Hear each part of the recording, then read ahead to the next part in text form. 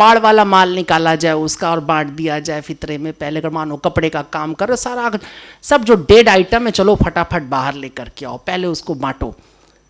ये ज़कात थोड़ी भीख हुई है, हिस्सेदारी तुमने नहीं दी है उसे, तुमने निकाला और ख़त्म। जैसे हम लोग करते हैं, हिंदू लोग करते हैं। जैसे ही आप जाकर किसी दुकानदार से कहिए कि साड़ी खरीदनी हो, मंदिर में चढ़ाना है, तो सबसे सड़ी हुई 150 वाली 175 रुपये साड़ी निकाल के देगा। उसको पता है कि आप यही वाली खरीदनी है। 500 की निकाल कर, अरे कहे ना मंदिर में चढ़ाना। ये मिली जुली संस्कृति, गंगा जमनी तहजीब ये ऐसी है।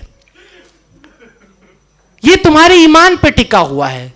आप तय करेंगे कि कितना देना है और सिर्फ आप जानोगे और आपका अल्लाह जानेगा। और अगर तुमने ऐसा नहीं किया तो जो होना है वो होगा तुम्हारे साथ। अब दोज़ख में पिटोगे, कहां पिटोगे, किसके साथ रहोगे, मुझे वो सब नहीं पता। तो पैगंबर साहब ने 3 चीजें सिखाई, ईमानदार होना, मोहब्बत करने वाला और कैसा भक्त, पूरी दुनिया से, पूरी कायनात से मोहब्बत करने वाला वो, और तीसरी जो मैं बात बता रहा हूं, इज्जत करने वाला। औरत एक मैंने इस्तेमाल किया है, लेकिन औरत वैसे गलत लफ्ज़ है, मैं कह रहा हूं ख़वातीन कहना चाहिए। हम लोग आमतौर पे औरत कहते हैं, ये ठीक नहीं है, उर्दू के हिसाब से सही लफ्ज़ नहीं है। खैर, महिलाओं की इज्जत, लेकिन महिलाओं से मसला नहीं था, सबकी इज्जत। जैसा गुलाम के बारे में जिक्र किया, गुलाम को उन्होंने कहा, रंग भेद को रोका उन्होंने, छोटे बड़े के बीच में सबकी दूरियां ख़त्म करने की कोशिश की। ये ज़िंदगी भर उन्होंने किया और पैगंबर साहब के जाने के बाद भी मुझे लगता है काफ़ी बरसों तक ये सब चलता रहा। लेकिन वक्त जैसे से गुज़रता है, आईने पे धूल चलती चली आती है, वैसा ही कुछ है। और मुझे लगता है कि ये एक ऐसा समय आ गया है, एक ऐसा दौर आ गया है, जहाँ हम जिस भी मजहब में हैं, जहाँ भी हैं, वहाँ से हम खड़े होकर के अपने आसपास के दूसरे मजहबों को देखें और उनकी जो बेहतरीन बातें हैं, जो अच्छी बातें, उन्हें हम सीखें और अपनी ज़िंदगी में उतारें। क्योंकि तुम कहीं से भी अपना रास्ता शुरू करोगे, अंत एक ही जगह होना है। मैं 2 बातें करूँगा ख़त्म करने से पहले। एक खलील जिब्रान की एक छोटी सी कहानी सुनाना चाहता हूँ ख़त्म करते हुए, कि 2 नदियां लहराती हुई संगम पर आकर के मिली। एक नदी मैली कुचैली थी, एक बड़ी चमचमाती हुई। मैली कुचैली से चमचमाती ने पूछा कि तुम्हारा ये हाल, तुम्हारी ये दुर्दशा कैसे हो गई? उसने कहा, मैं गलत रास्ते पे चली थी, मैं एक ऐसे रास्ते पे चली थी जिसमें कीचड़ ही कीचड़ था, गंदगी ही गंदगी थी। जो लोग भी मिलते थे बड़े बदकार थे, बड़े बुरे लोग थे, वो मुझ में कूड़ा कचरा फेंका करते थे, जैसे फिलहाल गंगा में हो रहा है, फेंका करते थे। मैं बिल्कुल मैली हो गई, कुचैली हो गई, ख़त्म हो गई बहन, मेरी तो ज़िंदगी तबाह हो गई, मैं गलत रास्ते पे चढ़ पड़ी। तुम इतनी चमक रही हो, तुमने क्या किया? उसने कहा, मैं तो सही रास्ते पे चली थी, मैंने सही रास्ता चुना था। देखो मैं कैसी चमचमा रही हूँ, मेरे अंदर फूल खिलते हैं, फूल गिरते थे, सुंदर पहाड़ियों से जड़ी बूटी लेकर के मैं स्वस्थ तंदुरुस्त चल रही थी। छोटे छोटे बच्चे अपने गुलाबी गुलाबी पाँव डाल के मुझ में खेला करते थे, प्रेमी प्रेमिकाएं अपना चेहरा देखा करते थे मेरे अंदर। मैं इतनी सुंदर नदी हूँ। दोनों ये बातें करती मशगूल जा रही थी और अचानक समुद्र ने आवाज़ दी, चलो अब दोनों आ जाओ। और समंदर ने दोनों को निगल लिया। आखिरी में तो हम सब वहीं पहुंच जाते हैं, लेकिन रास्ता बड़ा कीमती होता है। मैं इस बात पे ज़्यादा यकीन करूं ना करूं कि तुम्हें एक दिन जन्नत मिलेगी और दोज़ख मिलेगी, लेकिन इस बात में मेरा पूरा यकीन है कि तुम्हारी ज़िंदगी ही जन्नत और दोज़ख दोनों में बदल सकती है। अगर तुम सही रास्ते पर हो तो तुम अपनी ज़िंदगी में ही जन्नत में हो। अलग से किसी और जन्नत की ख्वाहिश, हमको मालूम है जन्नत की हकीकत, लेकिन अगर तुम गलत रास्ते पे हो तो इसी ज़िंदगी में तुम्हारा दोज़ख भी है। तो मैं अपनी बात केवल हरिवंश राय बच्चन की पंक्तियों के साथ खत्म करने जा रहा हूं कि मदिरालय जाने को घर से चलता है पीने वाला, किस पथ से जाऊं असमंजस में है वो भोला भाला। अलग अलग पथ बतलाते सब, पर मैं ये बतलाता हूँ, राह पकड़ तू एक चला चल, पा जाएगा मधुशाला। शुक्रिया। अभी स्वामी ओमादी अपने जिस तरह की बातें कहीं, मैंने तो सैकड़ों बार सुना है, हर बार नई चीज़ मिलती है। और इस बार कुछ ऐसी चीज़ें मिली हैं शायद मैंने कभी नहीं सुनी थी, और आप सब ने भी, शायद बहुत सारे लोगों ने नोटिस किया होगा। अमरकंटक बहुत ही शानदार जगह है, वहाँ पर एक झरना है बहुत ही शानदार, जब पानी उसमें गिरता है तो लगता है कि हज़ारों बाल्टियाँ उसमें दूध गिर रहा हो। वहाँ बैठ कर के धीरे से आप मंजर को देखें तो बड़ा ही सुंदर लगता है, आप खो जाएंगे। उसी तरह का धारा प्रवाह हमारे स्वामी ओमादाक, हम सब उसी में खो गए थे। लेकिन खोने के बाद बिल्कुल से हम जाग उठे, क्योंकि सामने थे उदय प्रताप सिंह जी, एक बहुत ही शानदार व्यक्तित्व का मालिक हमारे बीच में, बगैर किसी तमहीद के। बस मैं यही कहता हूं उनके लिए कि कुछ लोग दिल में उतर जाते हैं इस कदर, जिन्हें दिल से निकालो तो जान निकल जाती है। आइए उदय प्रताप सिंह जी। पहले तो मैं बैठे बैठे बोलने की आपसे ज़्यादा चाहता हूँ। इज़्ज़त माब मौलाना हरन रशीद साहब और काबिल एहतराम ओमादी अक्स स्वामी जी, इन दोनों की तकरीर के बाद आपको भी लग रहा होगा और मुझे तो बहुत लग रहा है कि मुझे कुछ बोलना नहीं चाहिए, कि जैसे कोई जादू कर देता है ऐसे दोनों साहबान की जो स्पीचेस थी, वो आप कह रहे हैं कि आपने, मैं 84 साल का हो गया, मुझे लग रहा है कि इतना अच्छी शाम मैंने, मुझे याद नहीं है जिसमें इतनी ज्ञान की बातें इतने अच्छे ढंग से कही हैं। उसके लिए आपको बहुत बहुत बधाई देता हूँ। मैं इस्लाम का बहुत अध्ययन भी मैंने किया है और बड़ा प्रशंसक भी हूँ। मैं बता रहा था सिद्दीकी साहब को कि आज से कोई 50 साल पहले हिंदी में हदीस एक किताब मुझे लखनऊ की विधानसभा के पीछे मिल गई। उसको पढ़ते पढ़ते कम से कम मैं 2-4 जगह रोया हूँगा। जब मैंने ये पढ़ा कि हदीस में ये कहा गया कि किसी यतीम के सामने अपने बच्चे को प्यार मत करना। अब ये वाक्य सोचिए, इसमें वो करुणा, वो ममता जो सारे संसार के लिए है वो प्रकट होती है। हदीस कहती है कि अगर फल लाओ तो अपने पड़ोसी के साथ बांट के खाना, और अगर फल इतने कम हो कि बांटे न जा सकें तो छिलके दरवाजे पे मत डालना। अब ये ज़िंदगी को खूबसूरत बनाने के कुछ उपाय, मैं अगर इनको अपनी ज़िंदगी में अपना लूँ तो जाने मैं मोमिन हो जाऊँगा कि नहीं हो जाऊँगा, लेकिन एक अच्छा इंसान हो जाऊँगा। इस्लाम ने अच्छा इंसान बनने का मैसेज है, वही रसूल ने, पैगंबर ने वही मैसेज सारे संसार को दिया। आज दुनिया के लगभग 25% आबादी मुसलमान है। 50 दुनिया के देश ऐसे हैं जिनमें मुसलमानों की संख्या ज़्यादा है, और बहुत संपत्ति वाले लोग हैं। ये ऐसे ही थोड़ी हो गए। इसके पीछे जो मैसेज था उस पर चल के ये आज दुनिया के मुसलमान यहाँ तक पहुँचे। तो हम रसूल के बारे में, हज़रत मोहम्मद साहब के बारे में जितनी बातें सुनते हैं, मैं तो ये भी सुना कि उन्होंने अपनी बेटी की शादी में एक घड़ा पानी और कुछ बहुत थोड़ा सा सामान दिया, जिससे दुनिया के दूसरे लोगों कहीं होड़ाहाड़ी न लग जाए जो आपने दहेज की आजकल हो रही है। ऐसी बहुत सी बातें हैं कि जो अगर हम इस्लाम को सही ढंग से सुने, माने, तो हो सकता है कि हम एक बेहतर इंसान बन सकते हैं। मैं एक बात जानता हूँ, हमने उर्दू से भी, मेरी तालीम की इब्तदाई उर्दू से हुई थी, तो कहानियाँ पढ़ते थे उस वक़्त। एक कहानी ये भी पढ़ी थी कि कोई एक पड़ोसी था, वो बीमार था, उसने अपनी पत्नी से कहा कि इस पड़ोसी के यहाँ से बड़ी अच्छी खुशबू आ रही है, कुछ लेके आओ, इसके यहाँ कोई सब्ज़ी बनी है। तो जब गया तो वो इतना गरीब आदमी था, उसने मना कर दी कि सब्ज़ी हम नहीं देंगे, हमारी तो मजबूरी है, हम ये सब्ज़ी मार्केट की पड़ी हुई ज़मीन की सब्ज़ी बीन के लाए हैं, तो हमारी तो मजबूरी कि हम गरीब हैं, लेकिन आपको हम ये नहीं खिला सकते। तो वो इतने दुखी हुए, उन्होंने अपनी पत्नी से कहा कि भाई हम क्या करना चाहिए। तो उन्होंने कहा कि हमने हज करने के लिए कुछ पैसे बचा के रखे थे, क्यों ना हम ये पैसे इस आदमी को दे दें और ये कुछ अपना काम धाम करने लगे और अपनी ज़िंदगी बसर करने लगे। उन्होंने ऐसा ही किया।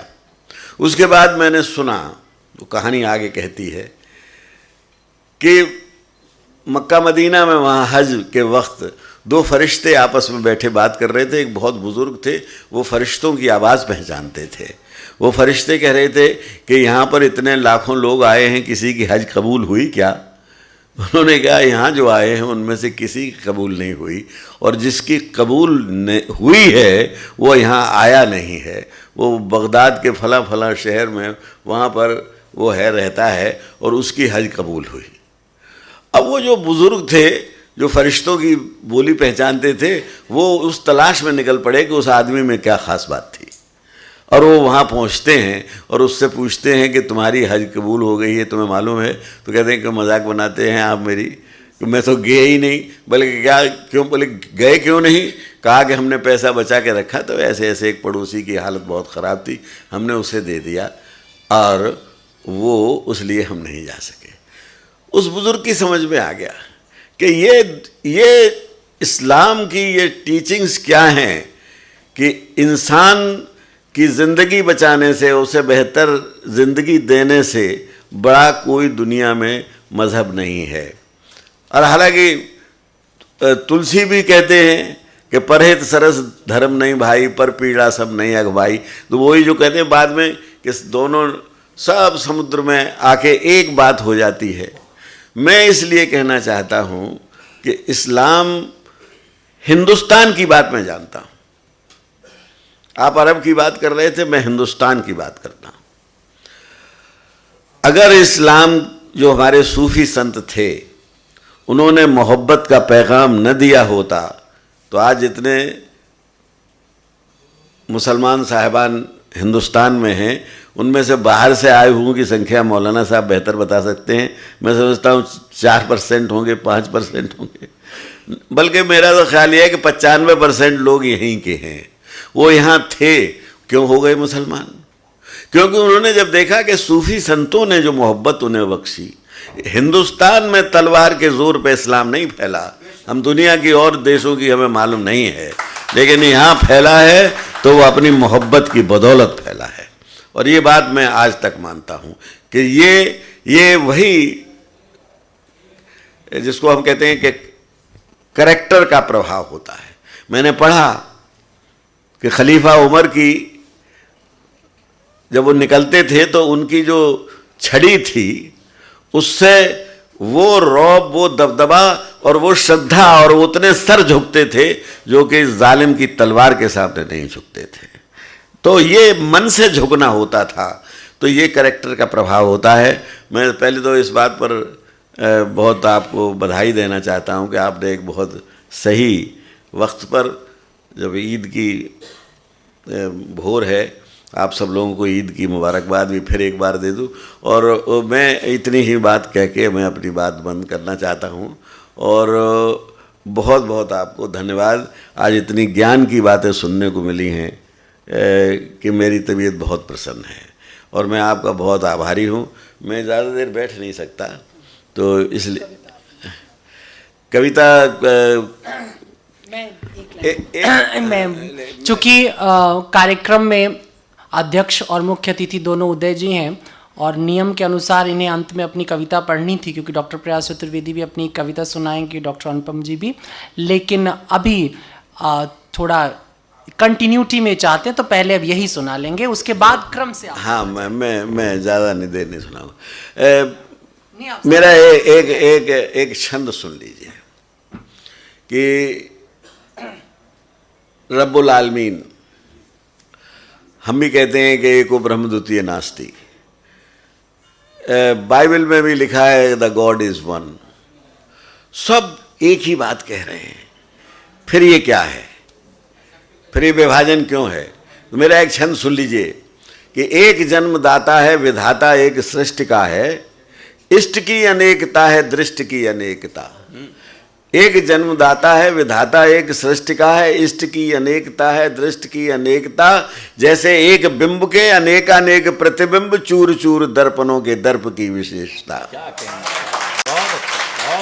ये आईना जब तक एक रहेगा तब तक एक सूरत दिखाएगा। ये आईना टूट जाएगा तो हर कृष्ण जो है वो अलग अलग सूरत दिखाएगी। ये मानव समाज चूंकि टूट गया है, हिस्सों में बट गया है, इसलिए ईश्वर के अनेक बिंब दिखाई दे रहे हैं। ईश्वर के बिंब अनेक नहीं हैं, एक ही है। वो प्रतिबिंब अनेक हैं, बिंब एक है। परछाइयाँ अलग अलग हैं, लेकिन जिसकी परछाई है वो एक है। एक जन्मदाता है विधाता एक सृष्टि का है, इष्ट की अनेकता है दृष्टि की अनेकता। जैसे एक बिंब के अनेकानेक प्रतिबिंब, चूर चूर दर्पणों के दर्प की विशेषता। माला बीच सूत्र जैसे, विश्व बीच सूत्रधार। माला का डोरा दिखाई नहीं देता और यहाँ ईश्वर दिखाई नहीं देता, लेकिन जिस तरह माला का डोरा सारी माला को बांधे हुए इन फूलों को, उसी तरह से ईश्वर इस संसार को बांधे हुए अपने में। तो मैंने कहा कि माला बीच सूत्र जैसे, विश्व बीच सूत्रधार। जड़ जीव जंतु एक तार में सहेजता, और भूला हुआ आदमी है ज्ञान के गुमान में, जो जान के अजान बना देख के न देखता। मैं ये कहना चाहता हूँ, और एक छंद और सुना देता हूँ। हम लोग जिस तरह से बैठे हुए हैं तो वो मुझे एक छंद आ रहा है कि एक रम्य वाटिका में एक खूबसूरत सा बाग, एक रम्य वाटिका में एक था कपोत युग्म, चोंच चोंच में निबद्ध मग्न मनोहार में। इस असार विश्वसार का गहे थे सार सार, डूबते उतरते थे प्रेम पारावार में। कोई परवाह थी न चाह थी न डाह थी, न सुविधा असुविधा की दुविधा विचार में। सोचता हूँ दीन दुनिया से दूर थोड़ी देर, काश पक्षी होना होता मेरे अधिकार में। एक गज़ल के कुछ शेर सुना दूँ और उसके बाद मैं आपसे माफ़ी चाहूँगा कि आपने देखा नहीं आजकल हिंदुस्तान में कौन मुझे बता रहा था कि करीब 200 ऐसे लोग हैं, 250 लोग ऐसे हैं जिनके अरबों रुपए बैंक में हैं, खुद जेल में हैं। हिंदुस्तान में खुद जेल में हैं। अब और नाम आम गिनवाने से क्या, आपको भी पता है। तो मेरा एक शेर सुन लीजिए। शायद इस बात को शेर में मैंने ज़्यादा अच्छे ढंग से कहा है कि ख्वाहिशों का सिलसिला बेशक बढ़ा ले जाएगा। ख्वाहिशों का सिलसिला बेशक बढ़ा ले जाएगा, सोचता हूँ आदमी दुनिया से क्या ले जाएगा। जब जेल तक में नहीं गया तुम्हारे साथ वो पैसा वो जो है वो जेल में तुम्हारे साथ नहीं गया तो वहाँ क्या जाएगा। ख्वाहिशों का सिलसिला बेशक बढ़ा ले जाएगा, सोचता हूँ आदमी दुनिया से क्या ले जाएगा। और दोस्तों मुझसे न पूछो मेरी मंजिल का पता, दोस्तों मुझसे न पूछो मेरी मंजिल का पता, मेरी मंजिल तक मुझे खुद रास्ता ले जाएगा। मेरी मंजिल तक मुझे खुद रास्ता ले जाएगा, दोस्तों मुझसे न पूछो। और एक शेर आपको मालूम है कि अकबर बादशाह चल के गए थे वहाँ फतेहपुर सीकरी,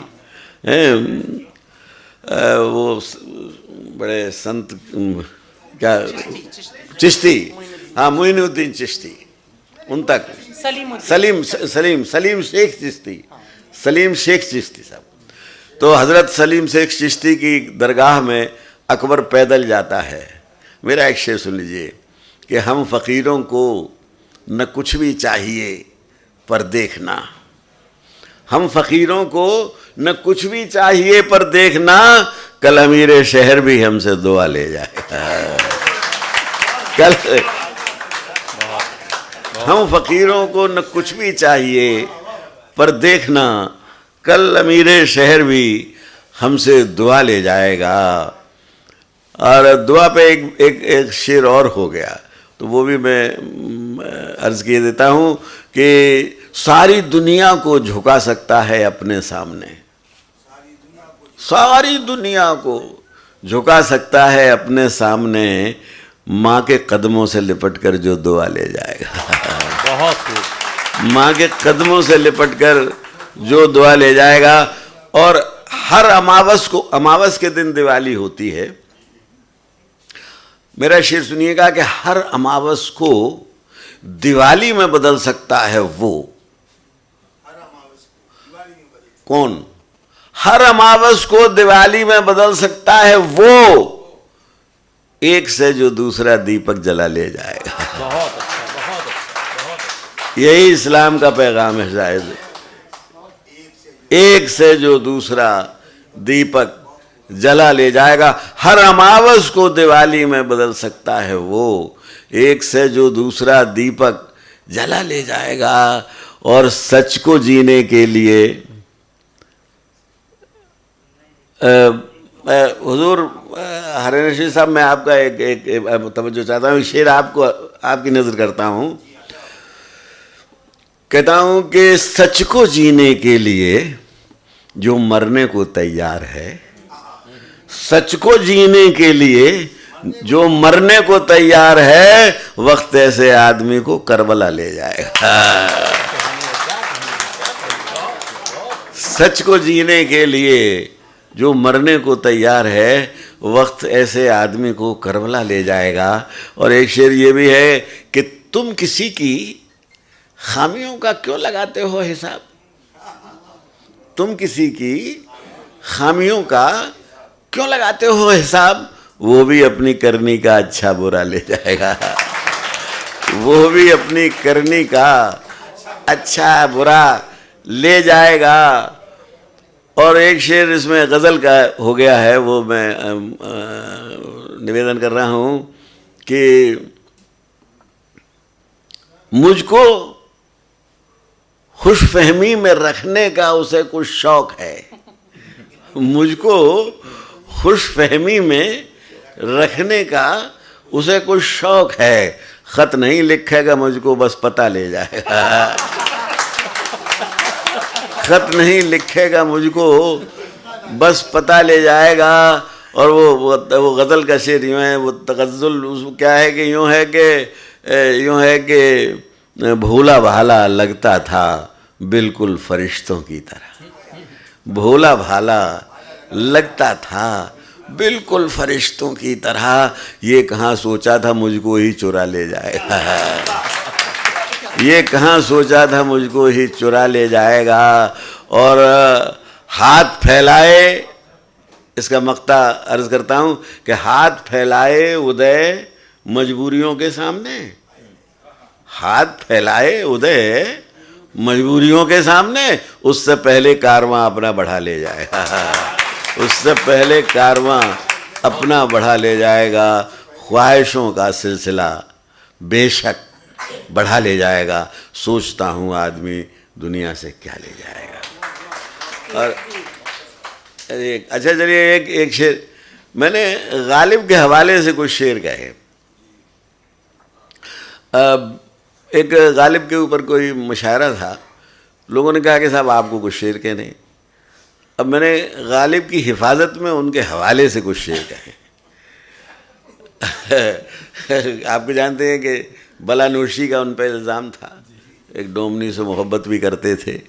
अब मैं कहाँ तक इल्ज़ाम अच्छा कुछ शिकायतें भी थी, उन्हें ज़ौक़ से बड़ी शिकायत थी हैं उनको। जब वो गए दिल्ली तो उनको बड़ा उखाड़ा गया, तो मैं यहीं से मैंने शेर पहला मतलब बराए मतलब सुन लीजिएगा कि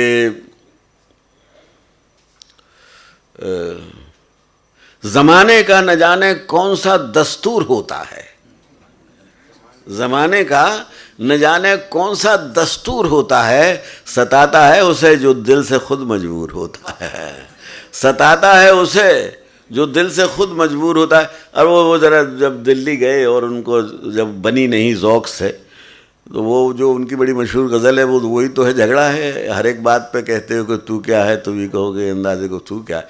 वो उनकी वो अनबन थी उस पर। तो मैंने एक शेर कहा, यही तारीख़ दिल्ली है, ये मेरे साथ भी गुजरा, मैं भी दिल्ली में गया था। यही तारीख़ दिल्ली है, यही तारीख़ दिल्ली है, यहाँ मकबूल लोगों ने हिकारत से जिसे देखा वही मशहूर होता है।